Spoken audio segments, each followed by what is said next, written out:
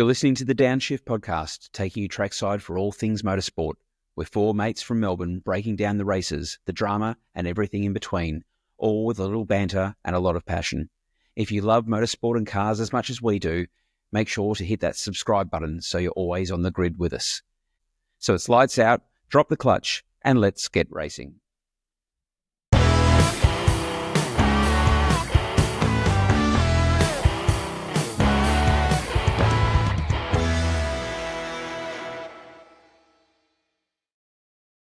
Hello and welcome to the Downshift podcast. As four mates, actually three mates, We've had a late disqualification. join you to talk about Formula One, all the drama on and off the track. And we're here to talk about the review of Sakhir from the Bahrain Grand Prix, where we saw quite an interesting lead up to the race through the practices and qualifying. And then as we saw the results of the race, as you can see here, celebrating wearing Piastri's top for the race. Oscar coming in first place, followed by George Russell, and then Lando Norris in third. Quite a lot to review and think about. So, then throwing over to you in regards to what you thought of the start of the race. Start of the race. Well, the start of the race was actually quite interesting. There was a lot of hustle and bustle through the first few turns, and a few places were made up quite early. Lando got up, but he also kind of skipped that starting line a bit too. So, had to pace that later. Out of the box, wasn't he, Dan? They showed the footage of it. I'm like, he wasn't just out of the... Like, he didn't false start, but he was not where he should have been for the start, so same thing. I mean, Verstappen did dob him in, so, you know. Yeah, there's the footage of Verstappen looking over at him, going, hey, what's going on here? So He jumped the box and Alex did the same thing. Oh, did he? I didn't notice that Alex also got done. Alex noticed it as well, so he'd radioed in. I noticed it. He's outside of his box. I'm a little surprised they don't actually aren't sort of watching that anyway, someone else other than other drivers. But anyway, that's okay. It gets reviewed. Once it's started, it gets reviewed anyway. So even if it was missed, it gets picked up and they get penalised afterwards. Yeah. So it was busy start, and I think I was thinking about probably lap 15 or 20. It was sort of getting into a bit of a boring race again, but not as boring as probably some of the other races. But I was taking notes through the race, but I ended up with quite a few notes about stuff that was going on. But a lot of it was about probably more so not off track, but not necessarily about the racing, but more about other things that were going on around the edges of the race. So, I mean, the first few laps were, especially that first corner, watching the aggressiveness that, Russell went in there. Into turn one, when you did see Russell and Piastri neck and neck, they could have taken each other out, so they could have made a very different... Norris jumped up 1 or 2 places as well to get to turn one. Yeah, Norris jumped up a couple of places. And then obviously from skipping the box, then got a 5-second penalty, which he had to then go and serve as he did his first pit stop. So coming in, obviously no one's allowed to touch the car while they have the 5-second countdown. Once that's done, they can get on and do all the tyre changes. It's always the longest 5 seconds of your life just watching them sit there and do nothing. Because you're just so used to them. They get in there and they just go. Red Bull tried to help that with a tyre change too, didn't they? Oh, I did mention. I forgot to write that down. But yeah, the light issues they had with their the flickerings, the green light didn't work. Yep. No, so they sat there. I don't think that had an overall effect on their position, but yes, still. Max wasn't happy, and Tsunoda wasn't happy either. Yeah, a lot of technical difficulties through the race. I mean, we saw this even from the very start of FP1, where Antonelli had to retire because he actually had no power in the car whatsoever. So he didn't even get an FP1 session while they were going and having a look and literally pulling the back of the car off. So that was a loss of water pressure that he had there. And I think this is where, for Mercedes, it plagued Mercedes for the whole weekend. As we come to the end of the race, we had George, who was just holding on to second place with a cacophony of issues. He had essentially the brake wire failure, so his brake wasn't running. It was running long and short. At one point, I know that they were saying that the DRS stopped working, and so they actually sent through a mod that he had to type into his steering wheel to be able to engaged the DRS, but then the car wasn't actually able to see whether or not he was within 1 second, which, let's face it, he was never going to be. But then that transferred the DRS to his talk button. And so this is where the controversy was at the end of the race, is that he actually engaged his DRS for a split second because he pressed the talk button, which then turned the DRS on. So we're seeing all those issues that essentially he lost all feedback from his steering wheel. His radio signal went out too, or the monitoring signal went out, and he all of a sudden disappeared and then came back up again too. Yeah, so the telemetry that was coming through, so his transponder just was giving nothing out. And if for those who are watching the race and actually look at some of the data that comes through, which we do, is Russell actually disappeared off the tracking completely, and at one stage dropped back to 20th position in regards to the data. So there's just technical difficulties left, right, and centre. So it seems to be that the curse of Bahrain from testing has continued on to the race as well. I mean, who rolls out an update at lap 45, you know? Seriously. Hang on, George. We're just going to update the car for you. Just turn it off and on, mate. Should be right. As you roll through, you'll be fine. Yeah. Well, it's not with all these new electric vehicles, just an over-the-air update. But you've got to type it into your steering wheel as you're driving at 300 kilometres an hour. Yeah, he did say at least his steering wheel didn't fall off like Alonso's did. Well, that's a minor safety hazard, isn't it? You know, coming to pits up the steering wheel, I'll just put that back on.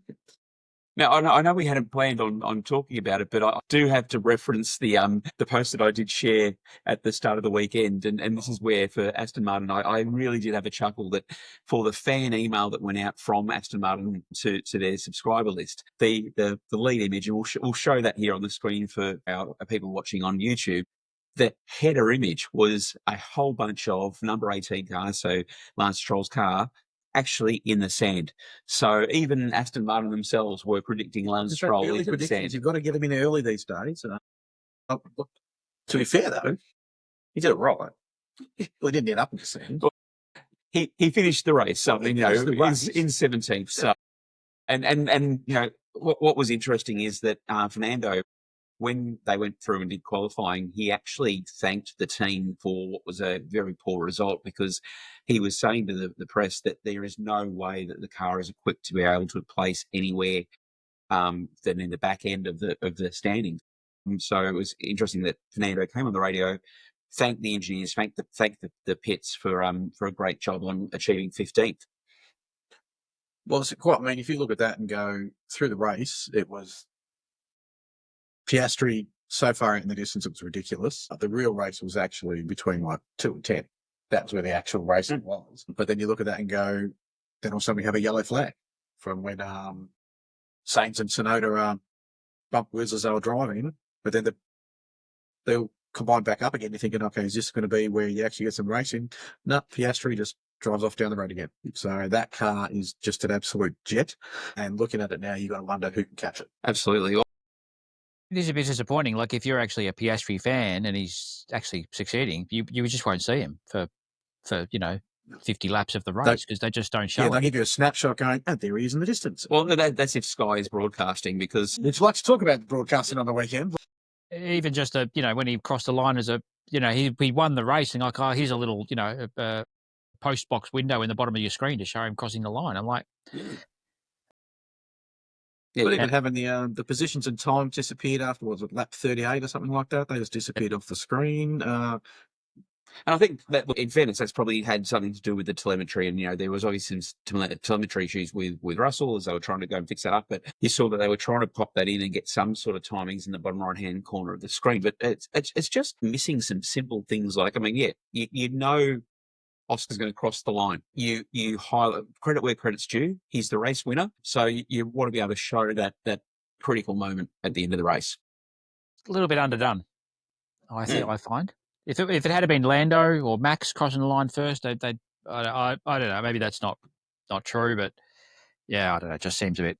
I mean, look, to be fair, the interesting story was at that time of the race, second and third, and George said himself, give Lando another lap, he probably would have caught him with the troubles they were having. But I think even Lando was struggling to keep up. Not so much keep up, but Lando was struggling to get going and get that pass happening, because he I don't think he went off the track, but he might have locked up or something at one stage when he was close to overtaking and cost himself a few Lando did seconds. get the warning for track limits. Each of the drivers get three warnings. Once they go off track limits the fourth time, they then get a penalty in regards to being off the track. So Lando did reach his third warning, and so therefore Will Jones had actually got on the radio to him and said, "Hey, you've had 3 warnings. Do not go off the track again." So yeah, he was pushing it to be able to get up to Russell. I think he was probably lucky that Russell was having so many issues that allowed him to be able to sneak up behind him. Probably also wasn't aware just how many race issues that Russell was actually having at the time, or they may have even pushed a bit harder to get there. But full credit to Russell, like he brought that car home and did a fantastic job to come in second as well. So yeah, and with 28 laps on that soft tyre, and I think the quote from Russell is they had 23 laps to go and they said, "We're staying out." He said that's an audacious goal in regards to the soft tyres. But again, these tyres, the Pirelli tyres, these new compounds are really holding up. they're nuts But this to be year. fair, Norris backed him up and said, "No, he'll be right. He's got this with those." Yes. But there was Yeah, talk about absolutely. how the being a fairly rough track, or not rough, but the asphalt being coarser than other places. But yeah, there wasn't a lot of issue probably with the tyres. Although Verstappen was struggling with grip, they say. But yeah, That'd be more of a downforce issue than tyres as such on the track. yeah, he wasn't having a good day. I don't think the car in general was having a good day for that one. So Well, I just think the team in general, like we'd mentioned, the traffic lights at the when they exit the pits, they cost them a few seconds there, which was probably inconsequential for the day, but still probably. And you saw the footage later of one of the mechanics just sort of getting the light and sort of, tapping the light going, oh, I don't know. even Verstappen's manager had a little chat with Helmut after the race too in the garage apparently as well. Not too impressed with the overall race weekend. I think we'll put it that way. Yes, there was. I think there's some rumblings in Red Bull at the moment, and maybe changes at the end of the season. Let's put it that way. They're losing their shine, aren't they? From a team that was sort of, they sort of headed up the whole, let's get these pit stops down to a really short time. And I think they were one of the teams that actually really got that done back in the day. And yeah, everyone else has caught up to them now, and now it's just a bit. Well, I was watching a YouTube video only last week on the evolution of pit stops and the times it took. And watching back in the 80s and 90s, whatever it was, 5-10 seconds, whatever it was.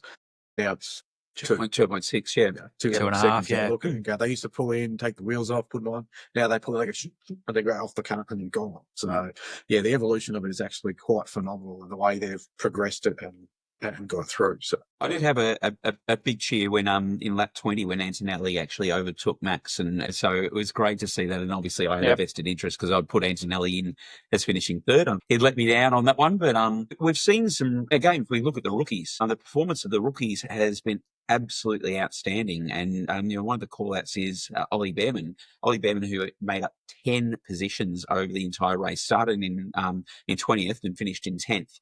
Ironically, did get driver of the day. No. And you're going from 20th to 10th. Surely that is the driver of the day. Mind you, driver of the day was Lewis Hamilton. I actually agreed with driver of the day for Lewis because I think Lewis drove a really good race. For someone who's been struggling with getting grips on the car. He started at 9th, didn't he? And got up to 5th? Or was he down lower correct. than that? So yeah. No, he was at 9th, yeah. Yeah, no, he wasn't making a lot of song and dance about it, but he was just getting the job done. And for a driver who's still probably finding his way in the Ferrari, because they had a lot of changes this weekend to the Ferrari in terms of, is it the side pods or not the side pods, but the bit down the bottom, the floors, yeah. They're using a bit of a heavier... If the bit down the bottom is the MDF, aren't they? Yep. No, but they're using a thicker MDF this time around. Well, I think they gave the roll one to Hulkenberg. He used it this weekend. That didn't work out so well for him either. So he might give that back to Ferrari and say, "I'll be right for next weekend, boys. Thanks." Yeah. And this is the point. I mean, for Ferraris, I mean, if you're a Ferrari fan, you're constantly disappointed.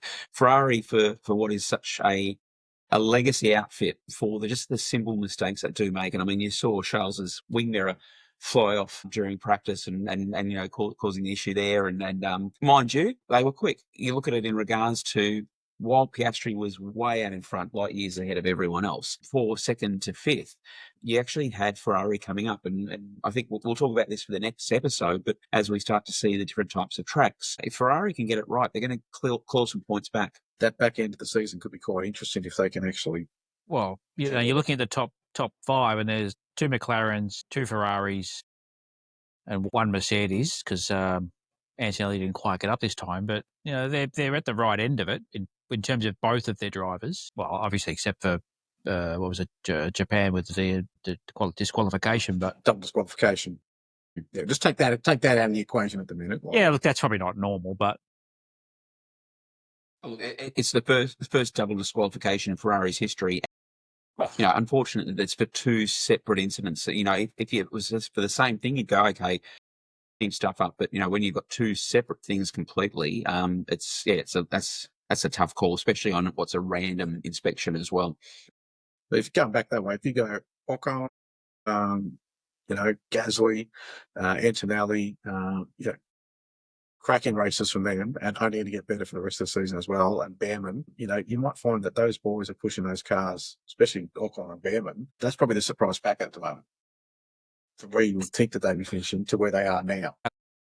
You're kind of seeing now, we've discussed it in previous episodes, but you're kind of seeing now how close the cars are in this last year of this, because I think it was even after, and a little while after the restart of of the yellow flag of lap 33, like it was good, maybe 4 or 5 laps after that.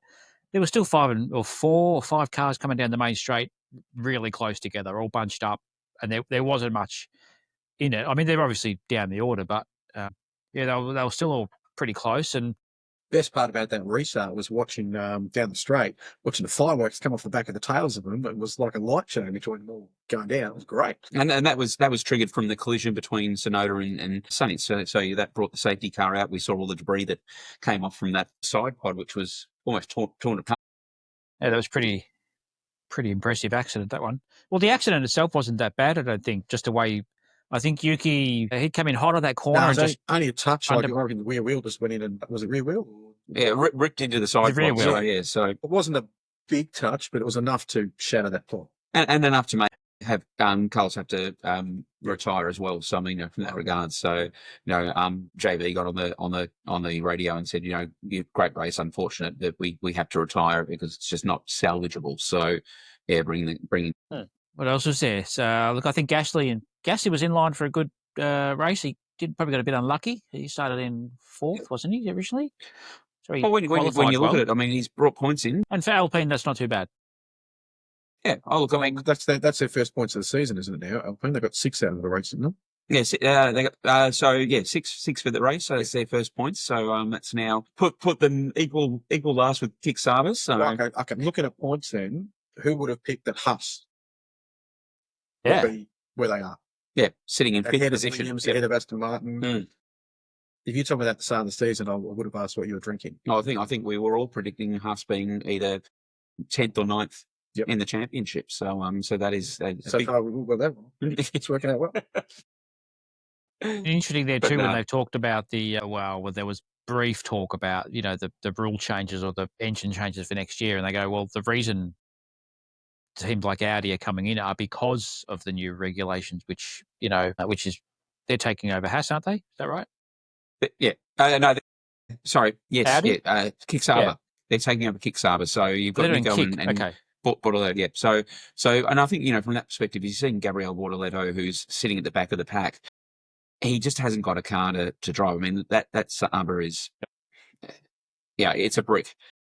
Yeah, the 2 green cars are consistently down the bottom, and that's just Well, it's not really where you want to be racing. I mean, if you know you can't get up there, your car's not quick enough. It's kind of quite disappointing to actually have to go out there every week knowing that you can't compete. Yeah, and you've got Audi who's coming in as a full works team. So not only a race team, but they're also going to be an engine manufacturer. So they're setting up their operations to be able to work to new regulations. And there was a conversation with Christian Horner, I think it was before qualifying, and they were talking about the meeting that the FIA had with the engine manufacturers around the regulations. Obviously, they were talking about V10s and as to whether or not it's a realistic, feasible decision. And look, the decision has been not in the immediate future.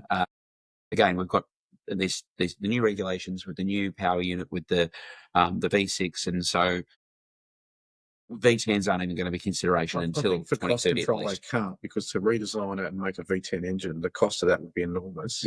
And they're trying to rein in some of those spending. So they said, look, if you're getting down this path, that's it for the next 5 years. This is what we're working on. We're not also going to go, I'll scrap that, start something new. It's too much money. Well, I think Alonso made the point too. Like it's like taking the halos off and making it a bit more dangerous to make it more interesting. You know, it's not the direction Which we that don't everyone's recommend heading. children, by the way, just to clarify. Yeah. And look, I mean, and that's where there was quite a bit of radio chatter as well. We saw, and this is where it'll be interesting to see that the FIA hasn't jumped in regards to their swearing penalties as of yet, because a few of the drivers No one wants them to. lost their cool a little bit. But yeah, we saw Hamilton jump on the radio and just say, with the hards, this tyre sucks. We had Tom Stella get on the radio, I think it was 10 laps before the end of the race, going to Oscar, don't forget to drink the water. And he goes, I would if it was working. So, so we're having issues left, right and centre. And then, of course, Russell's conversations with his race engineer is going through all the troubles just at the very end of the race as well. I don't think George knows any swear words, does he? He's probably too proper for that. That's correct. There might be some dams and some things like that, but beyond. Golly gosh. Oh dear, chaps. So we've still got 4 drivers that are yet to score a point. Alonso, Doohan, Bortolano, and Lawson are still yet to actually score a championship point this season. So how long before they score something else we want? Will all of them score a point by the end of the year? Well, it's a very good question. And I mean, you know, if you look at those 4, you know, Fernando's comfortable in the seat. You know, he's there supporting the team, and look, he may not be racing next year depending on what happens. And we've intimated that there may be a move from one Max Verstappen over to Aston Martin. Maybe. So Fernando has said that he will finish his career with Aston Martin and will go into a advisory role once he steps out of the driver's seat. Gabriel Bortoleto, you've got waiting for Audi, and you know, with that, it's really a case of once Audi gets going, Liam Lawson stepping down to the Racing Bulls, giving him some time to get settled back in that car. The big question mark is Jack Doohan. Jack Doohan, who, and if we recall, Colapinto is signed up as a reserve driver for Alpine for 5 years. So he's obviously going to be sitting there going, hey, I can do this, put me in the seat. But Jack actually didn't have a bad race. Yeah, I didn't think it was a bad race. It wasn't terrible. No, and I mean, look at, he finished 15th overall. So you look at it and go, not a bad race. He was down, what was he, 11th to start with? Down for 4 spots. So lost a few places, but his qualifying was better in terms of getting pace out of that was better. And realistically, he's had 2 actual races in the car after being in Melbourne, and then, you know, so you look at it and go, for 2 races, he's still getting the feel of the car. I don't think he went that bad, to be brutally honest. Yeah. Well, I think Alpine probably don't have huge expectations necessarily either. I mean, they probably should have, but, you know, I think Red Bull had a lot of high expectations of Lawson. And I think that's where he just didn't live up to what. So it wasn't necessarily that he was doing bad. It was that he was doing bad compared to what they expected of him. But then I also think they realised just how hard that car is to drive too, because Sonoda's not exactly setting the world afire either. No.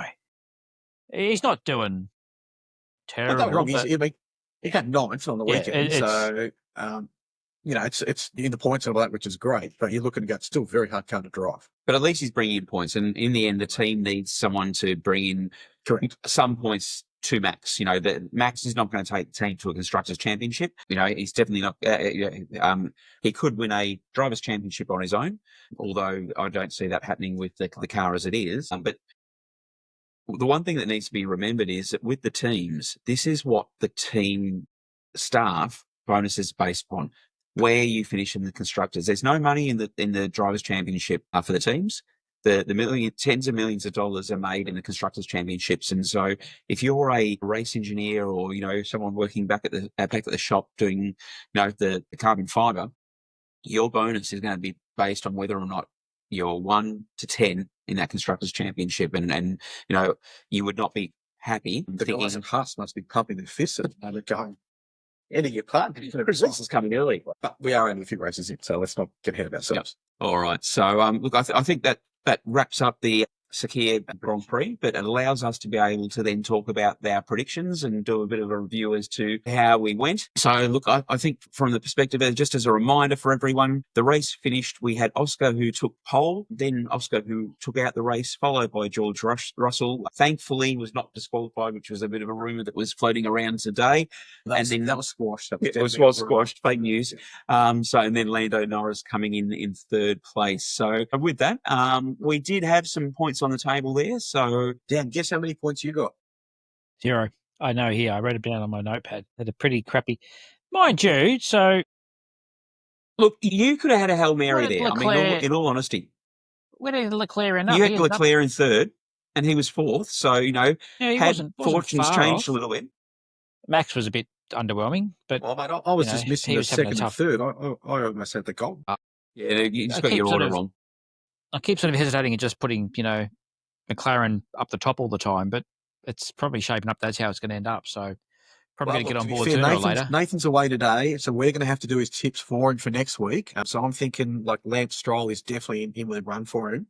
Possibly Bortoletto as well. Maybe we'll give him some Australian flavour. We might even throw Lawson in there as well for him. So He You're did too say kind. last We'll week. give him to it. That's it. He did say last week off the record that he was very confident in the kick Sauber's performing very soon. I thought he said they were definitely climbing up there. So Climbing up. All right. Well, look. So based on our predictions for Bahrain, we've got taking home 4 points was both Happy and myself. So both, and again that was just due to us picking Oscar Piastri for pole in first place. Just riding his coattails, aren't you? That's Oscar's exactly right. coattails. I got that wrong. I thought Yes, Norris correct, would come up. correct. Yeah, Well, 6 you know, blew that out of the water. So I think it was Happy who said last week, I'm not here to be exciting. I'm here to win. So, and then Lockie, you got 3 points for Oscar coming in first, and unfortunately, just getting the order wrong. You had Lando, then George, instead of George, then Lando. Otherwise, it would have been I'll fix that for this a great result for you. So what that finishes us up at is Lachlan still is in the lead with 13 points, closely followed by Happy with 12, and then myself with 10, and Schwag sitting in very close contention with 2 points. Just behind. Yeah. But again, fortunes can change very quickly. It's a long, It's a marathon. It's not a season. sprint. It's a marathon. long season. Absolutely. We're all good. So look, that brings us to the end of this episode. We will be having another episode on Thursday, so be sure to like and subscribe so that you are kept up to date as soon as the episodes do drop. It will be the preview of the Jeddah Grand Prix in Saudi Arabia, where we'll also be doing our predictions for that race as well and talking a little bit more in regards to the dynamics with the team. So until then, thank you for listening, and we'll catch you on the next lap.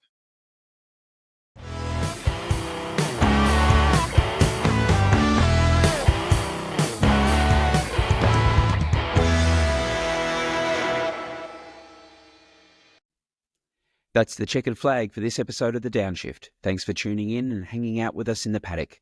If you enjoyed the ride, don't forget to hit the like button and subscribe so you never miss a lap. And hey, if we've earned it, drop us a 5-star review. It really helps us climb the grid and reach more motorsport fans. Until next time, keep it fast, keep it fun, and we'll catch you on the next lap.